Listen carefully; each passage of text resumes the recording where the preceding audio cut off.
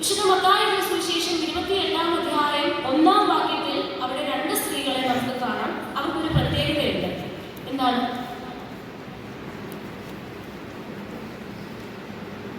അവർ രണ്ടുപേരും മറിയമാരാണ്. മഗ്ദലക്കാരത്തി മറിയയും മറ്റേ മറിയയും. വേദപുസ്തകത്തിൽ ശരിക്കും 6 മറിയന്മാരുണ്ട്. എന്നാൽ യേശുവിന്റെ അമ്മ മറിയയല്ല ഇവിടെയുള്ളത്. മഗ്ദലക്കാരത്തി മറിയയും മറ്റൊരു മറിയയുമാണ് ഇവിടെ പറഞ്ഞിരിക്കുന്ന രണ്ട് സ്ത്രീകൾ. ആ സന്ദർഭം എന്ന് പറയുന്നത് അവർ നേരം വെളുക്കുന്ന സമയത്ത് തന്നെ, വെളുക്കുന്നതിന് മുമ്പേ തന്നെ യേശുവിന്റെ കല്ലറ കാണുവാനായിട്ട് അവിടെ ചെന്നു എന്നുള്ളതാണ് പറയുന്നത്.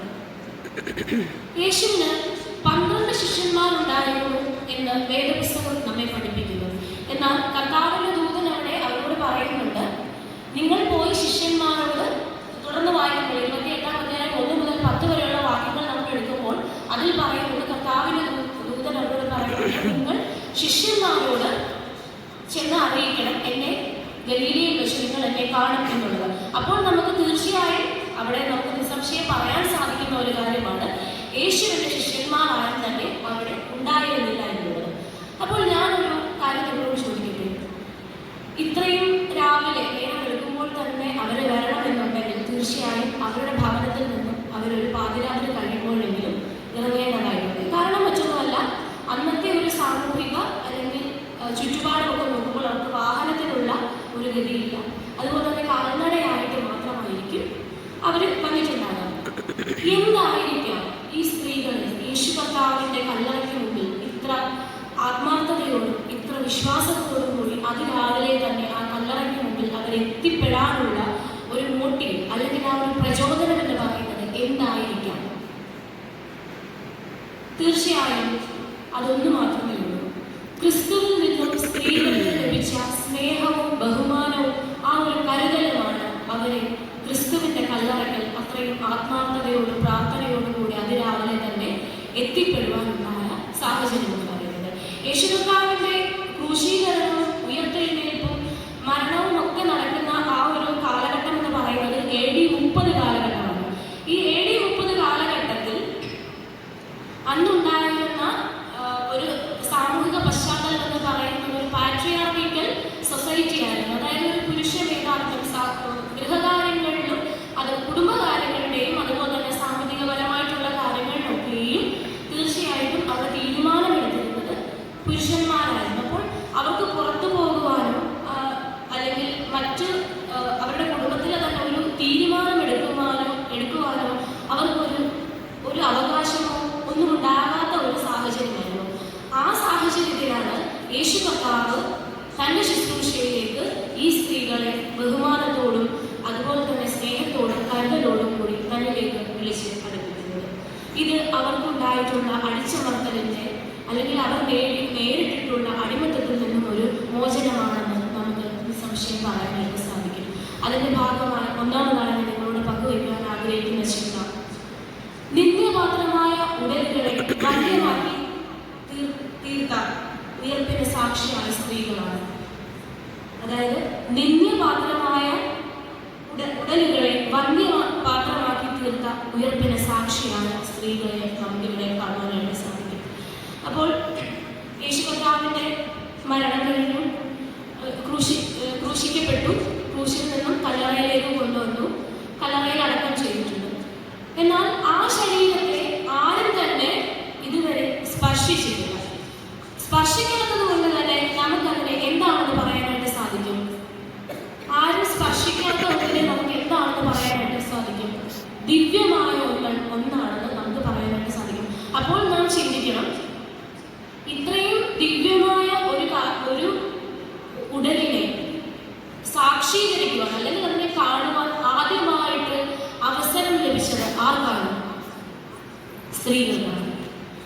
അപ്പോൾ വിശുദ്ധ വേദപുസ്തകം ഇത്രയും വലിയൊരു പദവി നമ്മുടെ സ്ത്രീകൾക്ക് നൽകുമ്പോൾ ഒന്ന് ആലോചിച്ച് നോക്കിയേ. നമ്മുടെ സമൂഹത്തിൽ പലപ്പോഴും സ്ത്രീകൾ മാറ്റി നിർത്തപ്പെടുന്നില്ല, പൊതു ഇടങ്ങൾ മാറ്റി നിർത്തപ്പെടുന്നില്ലേ, ഭരണ ഇടങ്ങൾ മാറ്റി നിർത്തപ്പെടുന്നില്ലേ? രാജസ്ഥാനിൽ 2022 ഒരു ലോക്കൽ ബോഡി അല്ലെങ്കിൽ ഒരു പഞ്ചായത്തിന്റെ തിരഞ്ഞെടുപ്പ് വന്നപ്പോൾ സ്ത്രീകളെ കാഴ്ചക്കാരാക്കി, സ്ത്രീകളെ നിർത്തി സ്ത്രീകളെ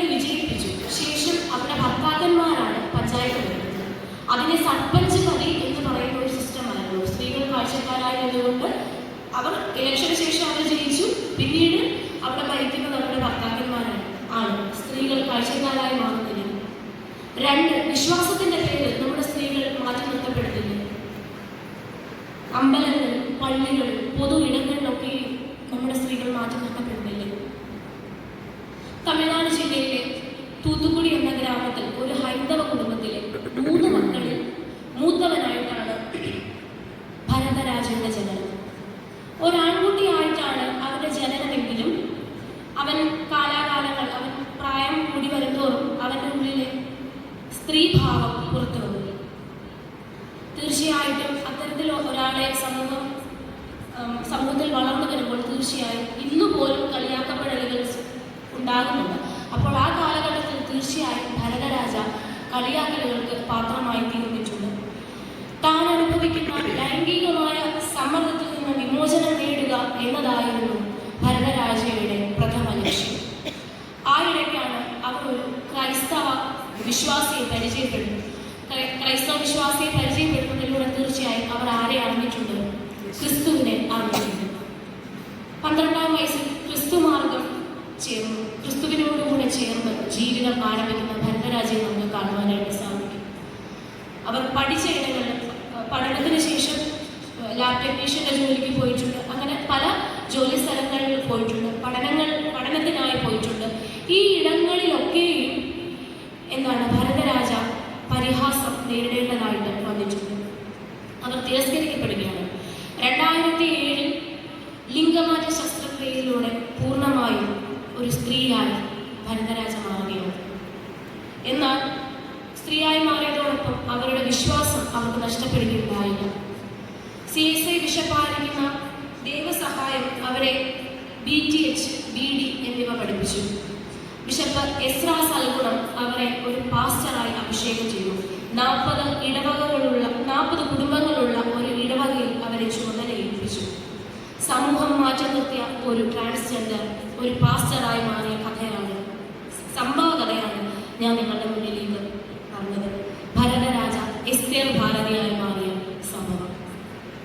കർത്താവിന്റെ മുന്നിൽ ആരും മാറ്റി നിർത്തപ്പെടേണ്ടവരല്ല, എല്ലാവരും ചേർത്ത് നിർത്തപ്പെടേണ്ടവരാണെന്ന് പറയുകയാണ്. യഹൂദ മതം മാറ്റി നിർത്തിയ സ്ത്രീകളെ യേശു കർത്താവ് തന്നോടൊപ്പം ചേർത്തുകൊണ്ടു. അതാണ് മഗ്ദലന മറിയം അതിരാവിലെ തന്നെ കർത്താവിന്റെ കല്ലറയ്ക്കൽ എത്തിയതായി നമുക്ക് കാണുവാനായിട്ട് സാധിക്കുന്നത്. നിന്ദ്യമായ ഉടലിനെ വന്യമാക്കി തീർത്ത ഉയർപ്പ്, അതിനെ സാക്ഷീകരിച്ച സ്ത്രീകളാണ് നമുക്ക് കാണുവാനായിട്ട് സാധിക്കുന്നത്. 2ാമതായി, അധൈര്യപ്പെടുന്ന ഇടങ്ങളിൽ സധൈര്യം മുന്നോട്ട് പോകാൻ ആഹ്വാനം ചെയ്യുന്ന ഉയർപ്പിനെ സാക്ഷീകരിച്ച സ്ത്രീകളെയാണ് നമുക്ക് ഇവിടെ കാണുവാനായിട്ട് സാധിക്കുന്നത്.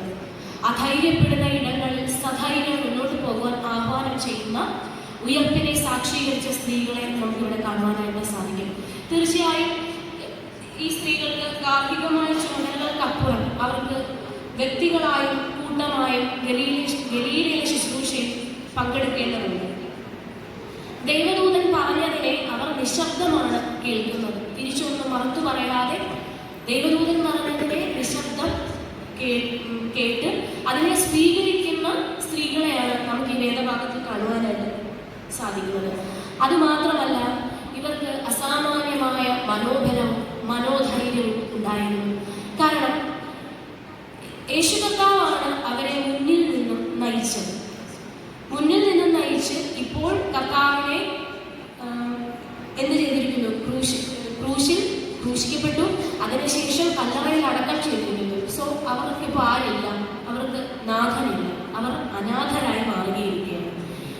അതുമാത്രമല്ല, യേശു കർത്താവിന്റെ കൂടെ ഉണ്ടായിരുന്ന ശിഷ്യന്മാരൊക്കെയും ഓടി ഒളിക്കുകയാണ് ചെയ്തിരുന്നത്. അപ്പോൾ ഈ ഓടി ഒളിക്കുന്ന ശിഷ്യന്മാർക്ക് മുന്നിലാണ് സധൈര്യത്തോടെ ഇതിനെ നേരിടാൻ വേണ്ടി മുന്നിട്ടിറങ്ങിയിരിക്കുന്ന സ്ത്രീകളെ നമുക്ക് ഈ വേദഭാഗത്തിലൂടെ കാണുവാനായിട്ട് സാധിക്കുന്നത്. ഞാനൊന്ന് ചോദിച്ചു കൊള്ളട്ടെ, എവിടെയാണ് നമ്മുടെ ധൈര്യം ചോർന്നു പോകുന്നത്? എന്തുകൊണ്ടാണ് സ്ത്രീകൾക്കിടയിലെ ആത്മഹത്യാ പ്രവണത കൂടിക്കൂടി വരുന്നത്? 2023 നാഷണൽ ക്രൈം റിപ്പോർട്ട് ബ്യൂറോയുടെ കണക്ക് പ്രകാരം 4,45,256 കേസുകളാണ് സ്ത്രീകൾക്കെതിരെ രജിസ്റ്റർ ചെയ്തിട്ടുള്ളത് 2023 ഒരു വർഷത്തെ മാത്രം കണക്കുകളാണ് ഇവിടെ പറഞ്ഞിട്ടുള്ളത്. എന്തുകൊണ്ടാണ് നമ്മുടെ പെൺകുട്ടികൾക്ക് പ്രതികരിക്കാൻ ധൈര്യമില്ലാതെ പോകുന്നത്? വാതിലിന് പിന്നിൽ നിന്ന് കരഞ്ഞുകൊണ്ട് തൻ്റെ ജീവിതത്തെ അവർ ഒരു മുഴം കരഞ്ഞു കൊടുക്കുമ്പോൾ ആർക്കാണ് ഇല്ലാതെ പോകുന്നത്? സ്വന്തം മാതാപിതാക്കൾക്കും അവനവനും തന്നെയാണ് പോകുന്നത്. പെൺകുട്ടികൾ പ്രതികരിക്കാനുള്ള മനസ്സ് കാണിക്കണം, ആ ധൈര്യം നമുക്കുണ്ടാകണം. ദൈവവിശ്വാസത്തിൽ കൂടെയും തന്നോടുള്ള ആത്മവിശ്വാസത്തിൽ കൂടെയും ഓരോ പെൺകുട്ടികൾക്കും പ്രതികരിക്കുവാനുള്ള മനോധൈര്യം ഉണ്ടായിരിക്കണം. അതിന് ക്ലാസ് കിട്ടേണ്ടുന്നത് എവിടെ നിന്നാണ്? സ്വന്തം അപ്പൻ്റെയും അമ്മയുടെയും അടുത്ത് നിന്നാണ്.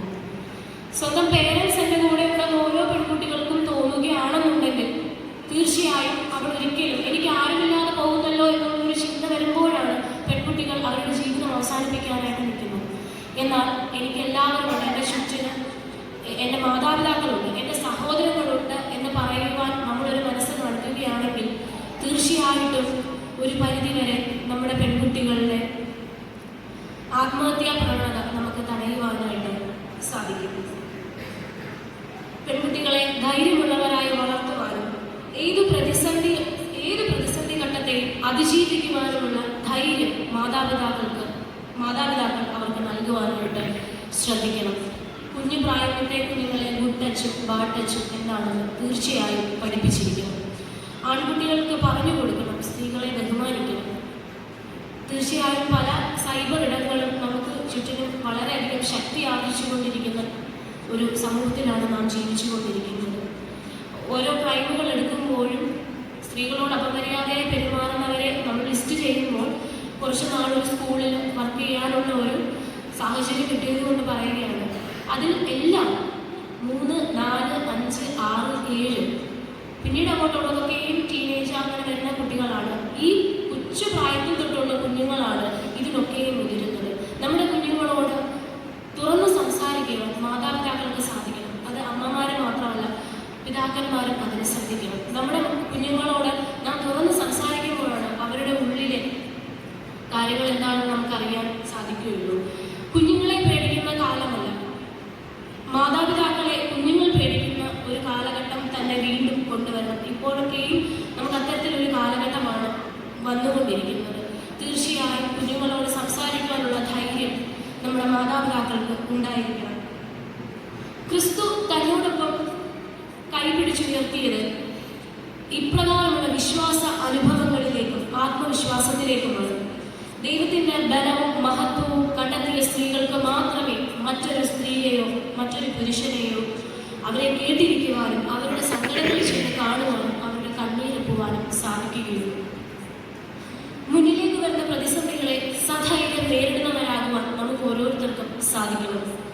ഇത്തരത്തിൽ ദൈവവിശ്വാസവും ആത്മവിശ്വാസവും കരുമുതലായി നിന്നുകൊണ്ട് മാറ്റത്തിന്റെ പ്രഘോഷകരും പ്രയോക്താക്കളുമായി തീരുവാൻ, അതിന് ഉത്തരവാദിത്വം ഏറ്റെടുക്കുവാൻ സർവശക്തനായ ദൈവം നമ്മെ ഓരോരുത്തരെയും അനുവദിക്കട്ടെ എന്ന് പ്രാർത്ഥിച്ചുകൊണ്ട് എൻ്റെ വചന ശുശ്രൂഷയിൽ നിന്നും പിൻവാങ്ങുന്നു. ഈ വചനങ്ങളാൽ ദൈവം നമ്മെ അനുഗ്രഹിക്കും.